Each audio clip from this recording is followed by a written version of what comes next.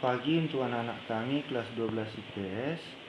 Selama ini kita sudah membahas tentang aturan debit kredit dalam cara mencatat transaksi ke dalam jurnal umum. Sesuai dengan gambar dalam video berikut, ada kita lihat aturan debit kredit untuk mempermudah pencatatan. Untuk lebih memudahkan lagi, anak-anak kami harus mengingat kelompok-kelompok dari nama perkiraan.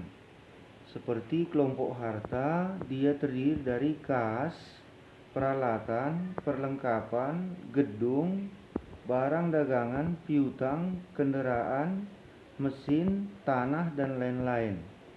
Untuk kelompok utang, dia terdiri utang dagang dan utang bank. Untuk kelompok beban, dia terdiri dari beban listrik, air, telepon, sewa, asuransi, serba-serbi, bunga, dan pengangkutan. Terkadang dalam transaksi tidak dijelaskan dia beban listrik, tapi langsung saja dicatat listrik, air, telepon, sewa, asuransi, serba-serbi, bunga, pengangkutan, dan lain-lain. Asal ada kata listrik, air, telepon, dan seterusnya, berarti kita sudah tahu bahwa dia itu adalah merupakan kelompok dari beban. Jadi sekarang kita coba untuk mencatatkan transaksi ke dalam jurnal umum dengan bantuan aturan debit kredit. Di sini contoh transaksinya Bapak buat tanggal 1 Juni 2019 diberi peralatan secara tunai 1 juta. Jadi kita analisa berdasarkan aturan debit kredit untuk mencatatkannya ke dalam jurnal umum. Kita lihat di sini ada kata dibeli peralatan. Coba anak-anak kami bayangkan, setiap anak-anak kami mengadakan pembelian, pasti yang dibeli itu akan bertambah. Apakah misalnya di rumah kita membeli garam, maka garam kita akan bertambah.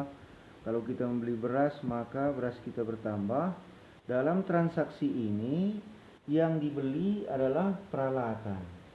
Jadi sudah pasti peralatan kita bertambah.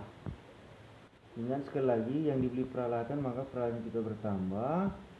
Selanjutnya, untuk lebih memudahkan lagi pencatatannya ke debit atau kredit, kita lihat peralatan ini sesuai dengan pengelompokan kita tadi, dia merupakan kelompok dari harta. Dapat kita lihat kembali dalam video berikut. Harta di sini ada, kita lihat dalam kelompoknya ada kata peralatan. Berarti tadi kalau peralatan bertambah, dia merupakan kelompok harta, maka secara otomatis harta juga bertambah. Harta bertambah. Selanjutnya, untuk memudahkan pencatatan apakah dia di debit atau kredit, kita lihat kembali aturan debit kredit. Di sini dapat kita lihat harta bertambah, maka akan dicatat pada kolom debit.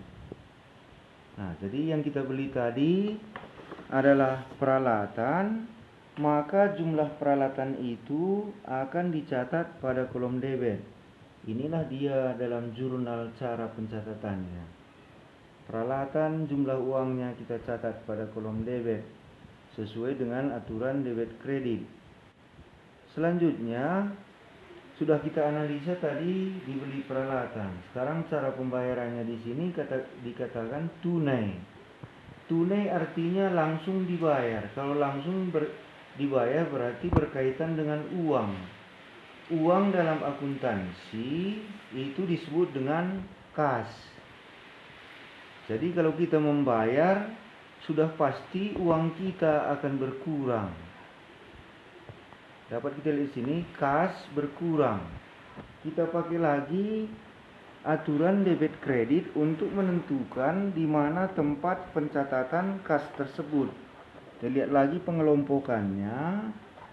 Di sini dapat kita perhatikan kas merupakan kelompok dari harta. Kas kelompok harta.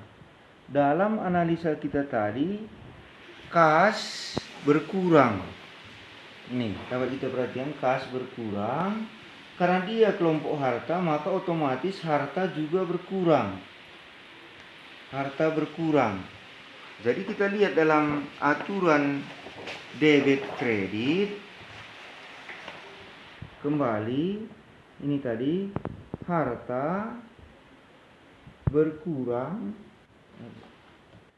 maka dicatat pada kolom kredit.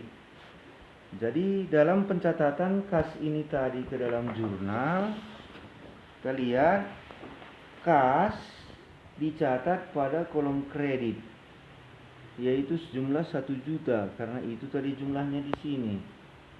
Jadi ini kira-kira cara menjurnal transaksi pembelian peralatan secara tunai. Untuk contoh berikutnya, kita perhatikan lagi contoh transaksi yang kedua. Tanggal 2 Juni dibeli perlengkapan kredit seharga 500.000. Jadi untuk anak-anak kami, kita lihat lagi bagaimana cara mencatatkan transaksi ini ke dalam jurnal umum dengan bantuan aturan debit kredit. Seperti yang kita katakan tadi, setiap pembelian maka akan mengakibatkan yang kita beli itu bertambah. Di sini yang kita beli adalah perlengkapan, maka perlengkapan kita akan bertambah. Selanjutnya, untuk memudahkan pencatatan, kita pakai lagi aturan debit kredit untuk menetapkan di mana nanti dicatat perlengkapan ini, apakah di debit atau kredit. Kita lihat lagi pengelompokan seperti cara yang pertama tadi.